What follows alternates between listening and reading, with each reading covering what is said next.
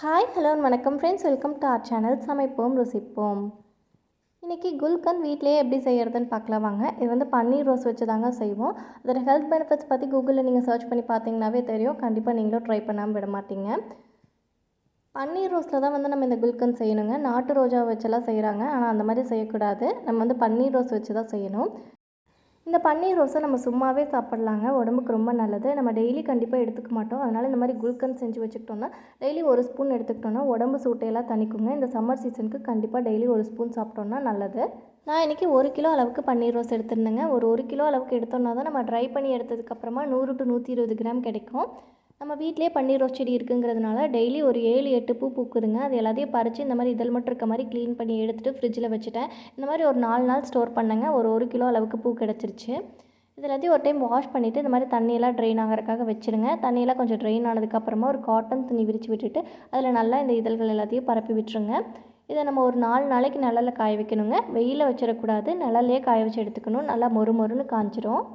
உங்களுக்கு பக்கத்தில் எதுவும் பன்னீர் ரோஸ் கிடைக்கல அப்படிங்கிற பட்சத்தில் மட்டும் பூ மார்க்கெட்டில் வாங்கி செய்யுங்க. ஏன்னா நம்ம அந்த மாதிரி வாங்கி செய்கிறத விட பக்கத்துலேயே எதாவது கிடச்சிச்சின்னா நமக்கு மருந்தெல்லாம் எதுவுமே அடிக்காமல் ஃப்ரெஷ்ஷாக கிடைக்கும். அதனால தான் அந்த மாதிரி இருக்கிறதுல வாங்கி ட்ரை பண்ணுங்கள் அப்படின்னு சொல்கிறேன்.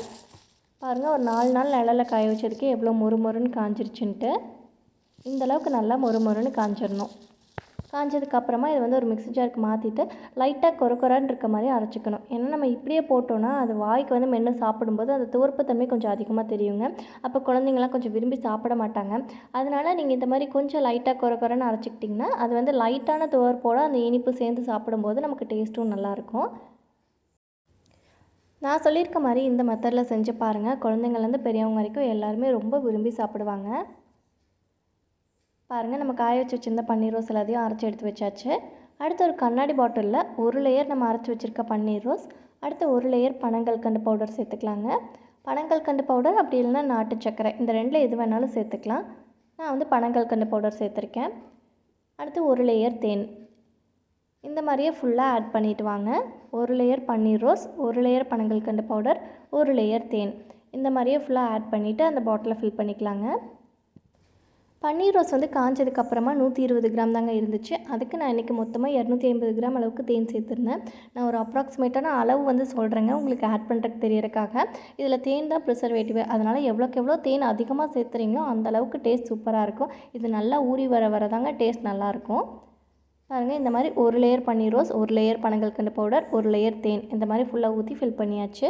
இதை வந்து ஒரு ஸ்பூன் வச்சு நல்லா மிக்ஸ் பண்ணி விட்டுட்டு வெயிலில் காய வச்சு எடுக்க போகிறேங்க. மொத்தமாக 7லேருந்து 12 நாள் வரைக்கும் வெயிலில் வச்சு எடுக்கணுங்க. டெய்லி காலையில் வச்சுட்டிங்கன்னா ஈவினிங் வரைக்கும் விட்டுருங்க. அதுக்கப்புறம் ஈவினிங் எடுத்து உள்ளே வச்சுருங்க. திருப்பி காலையில் வைக்கும்போது ஒரு தடவை மிக்ஸ் பண்ணி விட்டுட்டு ஈவினிங் வரைக்கும் விட்டுருங்க. திருப்பி எடுத்து உள்ளே வச்சுருங்க. இந்த மாதிரியே பண்ணுங்கள். நான் மொத்தமாக 12 நாளைக்கு வந்து வெயிலில் வச்சு எடுத்துங்க. இந்த மாதிரி வச்சு எடுத்துக்கிட்டோன்னா நம்ம வருஷக்கணக்கில் இப்படியே ஸ்டோர் பண்ணி வச்சு யூஸ் பண்ணிக்கலாங்க. தண்ணி படாத மாதிரி மட்டும் வச்சுக்கிட்டிங்கன்னா போதும். வருஷக்கணக்கில் அப்படியே சூப்பராக இருக்கும், எதுவுமே ஆகாது.